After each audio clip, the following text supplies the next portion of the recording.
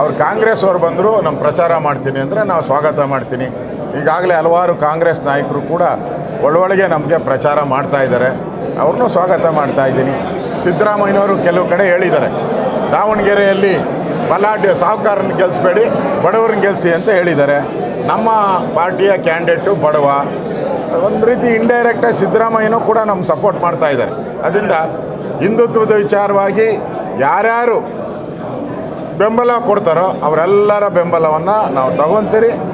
ಗೆಲ್ಲುವ ಗುರಿ ಕಡೆ ನಾವು ಸಾಕ್ತೀವಿ.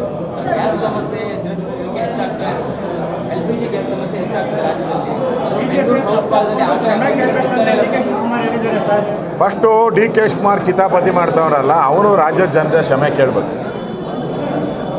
ಇದು ನಮ್ಮ ರಾಜ್ಯಕ್ಕೆ, ನಮ್ಮ ದೇಶಕ್ಕೆ ಅಲ್ಲ, ಇಡೀ ಪ್ರಪಂಚದಲ್ಲಿರೋ ಎಲ್ಲ ದೇಶಗಳಿಗೂ ಇದು ಅಪ್ಲೈ ಆಗುತ್ತೆ. ಯುದ್ಧ, ಕೊಲ್ಲಿ ಯುದ್ಧ ಇವರಿಗೆ ಭಾಳ ಫೇವರೇಟು. ರಾಹುಲ್ ಗಾಂಧಿ ಭಾಳ ಮೆಚ್ಚುವಂಥ ದೇಶ ಯಾವುದು? ಪಾಕಿಸ್ತಾನ. ಪಾಕಿಸ್ತಾನದಲ್ಲಿ ಪೆಟ್ರೋಲ್ ರೇಟು 500 ರೂಪಾಯಿ. ಪೆಟ್ರೋಲ್ ರೇಟ್ 500 ರೂಪಾಯಿ. ಅದಕ್ಕೆ ಡಿ ಕೆ ಶಿವಕುಮಾರ್ ಏನು ಕಾಮೆಂಟ್ ಹೇಳ್ತಾರೆ? ಯಾಕೆಂದರೆ ಇವರೆಲ್ಲ ಕುಕ್ಕರ್ ಬ್ರದರ್ನ ನಮ್ಮ ಬ್ರದರ್ ಅಂದ್ರಲ್ಲ, ಆ ಕುಕ್ಕರ್ ಬ್ರದರು ಪಾಕಿಸ್ತಾನದವನೇ, ಅವನು ಪಾಕಿಸ್ತಾನದವನೇ. ಅದಕ್ಕೆ ಫಸ್ಟು ಪಾಕಿಸ್ತಾನದಲ್ಲಿ ಏನು ರೇಟ್ ಇದೆ, ಬಾಂಗ್ಲಾದೇಶದಲ್ಲಿ ಏನಿದೆ, ಅಮೇರಿಕಾದಲ್ಲಿ ಏನಿದೆ, ಲಂಡನ್ನಲ್ಲಿ ಏನಿದೆ, ಆ ಜ್ಞಾನ ಅವ್ರಿಗೇನಾನ ಜ್ಞಾನ ಇದ್ದರೆ ಫಸ್ಟು ತರಿಸ್ಕೊಳ್ಳಿ.